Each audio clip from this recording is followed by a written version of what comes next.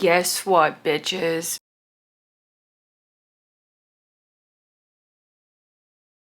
It's Wrestlemania week. It's Wrestlemania week.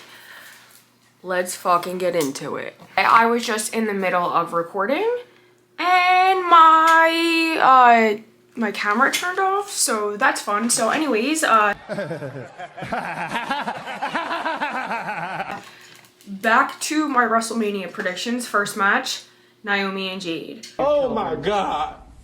I personally think that they are going to have Naomi win this feud. I don't think that they would have had her have such a big heel turn with such theatrics, if you will, which y'all been sleeping on my girl Naomi for a long time now, because I have been saying that she should have been the Money in the Bank winner. I said she should have won Royal Rumble. I said she should have won Elimination Chamber. Y'all didn't want to hear it. My brother 215, but it's fine. It's fine, you know?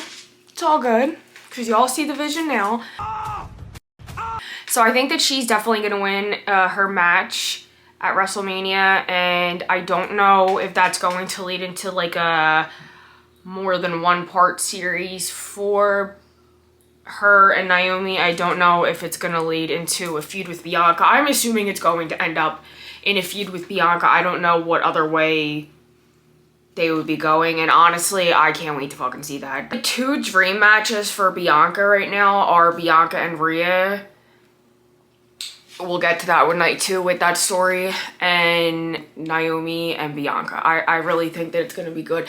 Not to mention, she's been, I know it's been like a month since I posted a YouTube video. She's been acting up all over Twitter. Her and Jade. Jade accusing her of getting butt shots in the DR. Her saying the only butt shots she gets is from Big Jim. Hello? Hello? I digress. Up next, which I don't even think should truthfully be a match, but nobody cares what I think because I don't get paid. Well, no, I don't. So anyways, Rey Mysterio and El Grande Americano.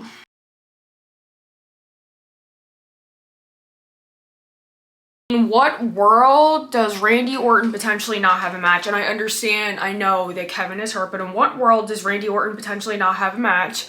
And Solo doesn't have a match, Tama Tonga doesn't have a match. I don't know.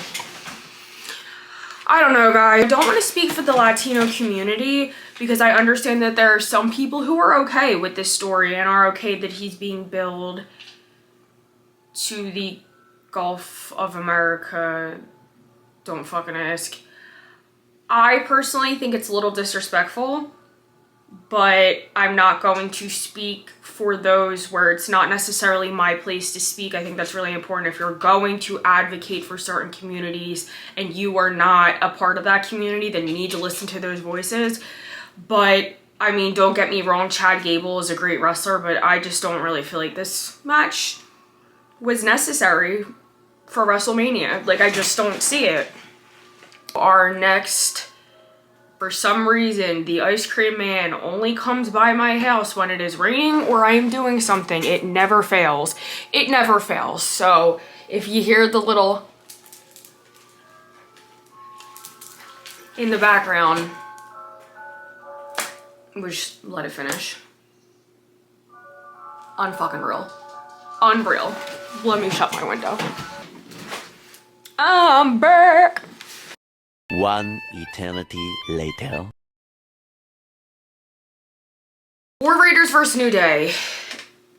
I actually think that the New Day is going to win this, and I kind of feel like they should win it. Even if you're not really a fan of what the New Day is doing with their heel run, I feel like that they have completely dropped the ball with their heel run, and it is time. It's just time. It's time for them to take the titles, I feel like, and I think that that could lead into a lot of other feuds. The War Raiders had an amazing run. They are so good in the ring, but I think that it is time for a new set of tag team champs. If there's one thing about the Triple H era, it's that that man loves to end a feud with a DQ. He loves it. I don't think I understand why. I don't. Let me just, you know, let me tell you something. This chair is my son's and it ain't fucking comfy. So hopefully by the end of this month, you'll see me with a new chair. That has nothing to do with anything. Sorry, I don't speak Italian. Yeah, I'm gonna leave it at that because I don't know what that match was last week. I don't know. Wasn't really a fan. Here we are. It's one of the big matches everyone's talking about. LA Knight versus Jacob Fatu. Jacob Fatu is 1000 fucking % taking that title off of LA Knight. I don't even know why LA Knight got it back in the first place. I understand that Shinsuke had like family stuff going on. You know, I send warm wishes to him. I can't imagine being in the situation he was in, losing a sibling. That is awful. My heart goes out to him, but I feel like that probably wasn't planned given what happened, and they ended up putting the title back on LA Knight because I don't think that they had a story written out. But in my opinion, I would have liked to see maybe Jacob and Solo, Jacob, Jimmy and Solo. I mean, I get that LA Knight has the title on him, but the story is kind of all over the place. There was like a lot of Braun Strowman nonsense going on in there, which they actually put on a couple of really good matches. I'm not even gonna lie, I did enjoy their matches together, but Jacob is 100% taking this title, and it's actually kind of funny because if you look at last year's WrestleMania before he came on the roster, he's a fan of LA Knight. So like, go figure, like, what are the chances that the year before you're rooting for LA Knight? I just think that's like such a pivotal moment, you know? Like, imagine being a huge fan of somebody and getting to wrestle them. I don't know, but he's definitely going to be a champ. I mean, I've been saying this in all of my videos. That man is on the way to being the face of the company, especially given that the two faces of the company right now are Cody Rhodes, which I don't see that changing, even if he doesn't keep his title. I definitely don't see that changing. And he's actually growing on me a little bit, which I know everyone in the comments is going to be like, oh my god, she's not talking shit on him. Nah, he's growing on me a little bit. I actually prefer what he's doing a little bit over John Cena in this feud. I don't know. I feel like there's a plot twist coming, and I would like to see him and Randy. So I don't know how we get that, but I would like that to happen. The more controversial... That's a hard word for Elmo. Controversial. The WWE Women's Championship match, Tiffany Stratton and Charlotte Flair. Personally, I think that Charlotte Flair is going to win this, and I didn't always think that, but I do have something to say, and I know that people are going to say, oh, you're soft, blah, blah, blah. There is a difference between going off script and then saying things that are like totally out of line. And I will say, for instance, Seth Rollins is somebody who will sometimes push the envelope, but you can hear in his past interviews, like for instance, what he said to Matt Riddle about getting a divorce. And I'm not even a fan of Matt Riddle. I'm just saying he got permission from Matt to bring that up. He didn't just spew those words out of his mouth without asking if that was okay. Typically, even when people go off script, if there are certain subjects, like you might not say for sure, like this is what I'm gonna say, but I'm pretty sure that you would double check and make sure that somebody is comfortable speaking on, let's say, a current pain point or trauma that they're going through.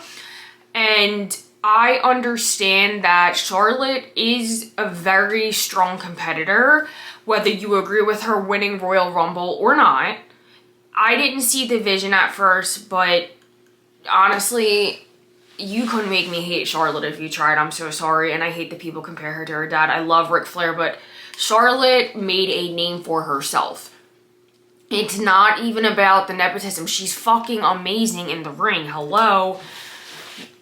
whatever. But I think that they put the rocket on Tiffy too fast. So Tiffany is what I think you would call a natural. She's a natural in the ring. She's so fucking talented with her gymnastics background. She's got the look, but pretty sure she's only been in this business for about 3 years. Her and Sola were in the same training classes. All I know, they were in that picture together. But I don't think she's had enough work on the mic, and I don't even think that that is something that is necessarily her fault. I think that fans were fantasy booking this match, and in return it led to this happening, especially with Charlotte's return. But I just think it's very distasteful, and again, I don't know if it's immaturity. I don't know what possessed Tiffany to say this. I don't know if she was trying to look stronger. I'll blame it on both of them, but it definitely, I don't think it's Charlotte's fault. And I say I might blame it on both of them because I know the week before they went all a little tiny bit off a script again, and you could see Tiffany was struggling with Charlotte's comebacks. But number one, I prefer Tiffany as a heel. That is my opinion. Not everybody's going to agree with that. Not everybody's going to think she should be a heel. Like, it made sense that she's a face with everything that happened with Nia and Candice LeRae. But her NXT run, she was a heel. And truthfully, like I said, I think she was a better heel. I just think it's distasteful that Charlotte went on a talk show, okay, and literally broke down, upset, crying about her divorce. We don't know the details. I'm gonna take a wild guess. I don't know. The timelines are kind of crossing when it comes to her ex, I'm not even gonna say his name, and a child that we were not aware of. I am praying and hoping that that just is a coincidence, but it's not my business, and it's not business that Charlotte was open to sharing. But this is Charlotte's third divorce. She got hurt. She said that, you know, she felt like that her career was over. She was distraught and pretty much got on TV and said it is okay to not be okay. And I think that's a very important message, because sometimes the best and the strongest thing you can do is feel those emotions. Emotions are fucking scary to feel. They are. Emotions are so scary to feel, and if you can admit, hey, I'm not okay, and this is why, and give an example and tell us why, it makes you vulnerable and strong, in my opinion. And I just think that it took a lot of guts for Charlotte to come out and say, like, hey, I was struggling, I didn't know if I was ever going to get back. But she's gotten emotional more than one time. The crowd was disrespectful to her a time before, and the Chicago crowd was booing her, which I don't, you know, they boo or they woo, whatever. I don't think he was having a problem with the boos.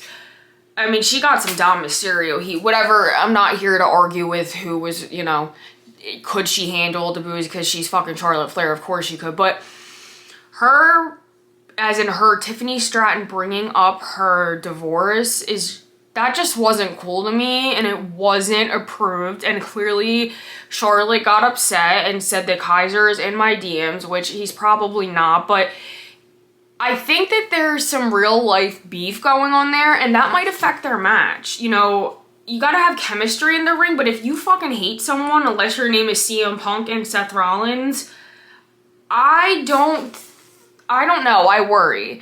I worry because Tiffany's only, I believe she's like 25. They strapped the rocket to her. If we're gonna be honest, Roxanne Perez could handle this position better than Tiffany. And again, it's nothing against Tiffany. I like Tiffany. I just think that she wasn't ready to be one of the faces of the women's division. And the story just kind of, I don't know. So at first I thought that they were going to have Charlotte put Tiffany over, but I think with the way that she's been handling the pressure, the promos, I think they're going to have Charlotte take it off her. That's my opinion. I'm going to leave it at that because there's been a lot of drama about it all over social media. So may the best woman win. I hope that it doesn't get crazy. Our second to last match, which at this point, I understand why it's not the main event, but I kind of wouldn't mind seeing it be the main event. I feel like Our Yeet Man deserves that. Oh yeah. None other than Jey Uso and Gunther. So sorry for all the ringleader fans. Gunther's losing that title. I think we all know that by now too, and I think that Triple H doing an interview and defending Jey, and I've said this on the FemSlam podcast multiple times, Jey Uso obviously is one half of one of the best tag teams that have ever existed. Fight your mom on that one, sorry. You know, the Hardys, the Dudley Boys, the Wild Samoans, Jimmy and Jey Uso, they're all up there in my opinion. I don't think anybody saw this coming, especially not Jey. I don't think Jey saw it coming. I don't think the rest of the bloodline saw it coming. I don't think that producers or writers saw it coming, and I think that's why it's such an amazing fucking story. Like, seeing someone organically get over the way Jey Uso did. He knows how to connect with a crowd. I mean, he's so fucking cool, and he works so hard, and just because he's not in the ring doing crazy flips and shit, number one, he's pushing 40, so in my opinion, he's kind of smart for not doing that, because he has never been out injured, as far as I'm aware of, and if he has, it hasn't been any time recently. He hasn't had to get any major surgeries, and you can tell how humbled he is by this entire experience. I don't think he's ever complained once. He stated on an interview that he will wait in line and do extra meet and greets and take a picture with every damn person that shows up for them, because he remembers when he couldn't that big and he couldn't get that many people to even come to a meet and greet. Like, what a fucking humble human. But anyways, he's taking it. I'm so sorry. You know, I didn't really enjoy Gunther's heavyweight title run that much. I'm sure he will be in the picture with either Cena or Cody as time goes on, but Jey's taking it, and I don't really want to hear the bullshit, and I hope Jey has a long run. I don't want to hear any of you guys on social media talking shit on Jey because Jimmy took one for the team and he got real fucking emotional and not eating the last 2 weeks of Raw. Now you see the picture. Just because somebody has a sense of humor and they're funny does not mean that they are not a good wrestler and that they don't have the in-ring skills, the look. I mean, he's done a lot of growth and growing and worked a whole lot with Roman and Paul Heyman and his family members on getting as strong as he is in the ring. So, on the mic, especially on the mic. So, not too much on Jey now. I'm really excited to see him win this title. If he cried for the Intercontinental title, imagine how he's gonna, my heart. Oh boy. Last but not least, I'm gonna make a video on Roman Reigns and Seth Rollins because the fucking lore and the amount of time I could spend on this triple threat match alone, I'm already at about 20 minutes right now, which is kind of long for a part 1 video. I could be here forever. But Roman Reigns versus CM Punk versus Seth Rollins with Paul Heyman on CM Punk's side. I think Seth Rollins is winning this match. I think that it's going to lead into a Roman Reigns and Seth Rollins story, which I don't think you can dive into all of the lore and trauma if in one sitting. I feel like I wouldn't be surprised if I see them run it back again at SummerSlam, which I'd be, you know, excited to see that. But I think that Seth has the ability to piss people off. Like, he just does. He reminds me of the Joker. I've always said that. And He will do anything to get under Roman Reigns' skin, and his hatred for CM Punk runs deep. And what do CM Punk and Roman Reigns have in common? Wait for it. Paul Heyman. I think that Seth is going to win the match, and in return, his favor for Paul Heyman is going to be that Paul Heyman is going to become his manager, and he is going to become a Paul Heyman guy. It's going to be Seth's new wise man. I also feel bad because I do think that Punk deserved his own main event, whether that was this year or not. And my problem, I really like how the story's building, and I think we're going to get like super heel Roman again, that's the Roman Reigns I love, I'm not going to lie. I think we do need to dive into why is Roman the way he is. Oh, I know why he is the way he is, because of Seth fucking Rollins. Hello, chair shot. I just had to see another chair shot. I about enough with the chair shots. I don't know what kicks someone's ass more, Drew in the roll up or Roman in that fucking chair. I don't know. It almost feels like, at first I thought that Seth was like the third guy, and it almost feels like Punk is now, and Punk is like one of the best in the fucking world, as he states on the mic, so I hate even saying that, but Roman and Seth's lore goes all the way back. They're not touching on the Shield stuff that had Punk involved, which is weird to me, and Punk and Rollins have their own story, but Seth is too focused on wanting to destroy CM Punk that I feel like we're not getting the attention that Roman and Seth deserve in a way. And there's also a lot that Punk could say to Roman that he's not. I don't know. I mean, yes, I understand the wise man and all of this. I think it's going to be a really good match. I feel like it's going to lead into bigger stories. But I will say, personally, if I could have booked this WrestleMania when it comes to these three men, I understand that Cody and Cena, like, that was inevitable. I can't fucking speak today. I would not have minded seeing Punk, Cena, and Cody, and that leading into Cena and Punk and Randy coming in there. Like, there's so much history. Like, I feel like Roman and Seth is comparable to Punk and Cena, at least in my opinion. One of my favorite matches of all times is their Money in the Bank match. Like, if you know, you know. If you don't, I encourage you to go back about 10 years ago and watch a little more than that now. Watch all the matches. We don't talk about that feud enough, in my opinion. I think this is probably going to lead into Roman no longer. Well, he's already not with the wise man, but Roman, I feel, is going to maybe crash out. I don't know. But I would like to see Roman and Seth dig into their trauma. Let's talk about why you are the way you are. And they're like sort of starting to kind of touch on it. Like Seth said, I always do what's best for business. Like, we're seeing shades of things he said around the time he hit Roman with the chair the first time.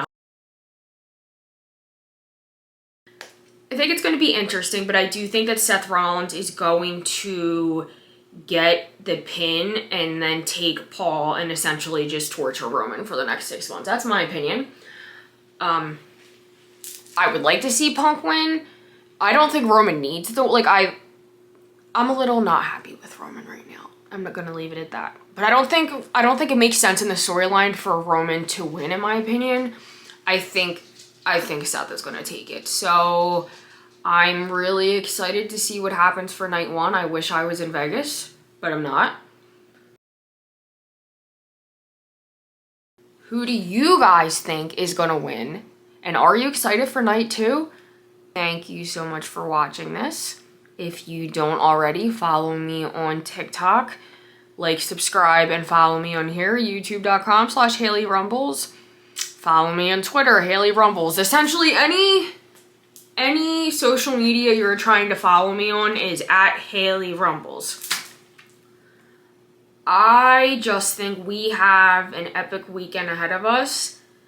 I might be streaming for it. I'm not 100% sure yet, but stay tuned because part 2 is coming out soon. Thank you so much for watching this. Before I go, I have one last thing to say. I did it. I did it for The Rock. Okay, bye.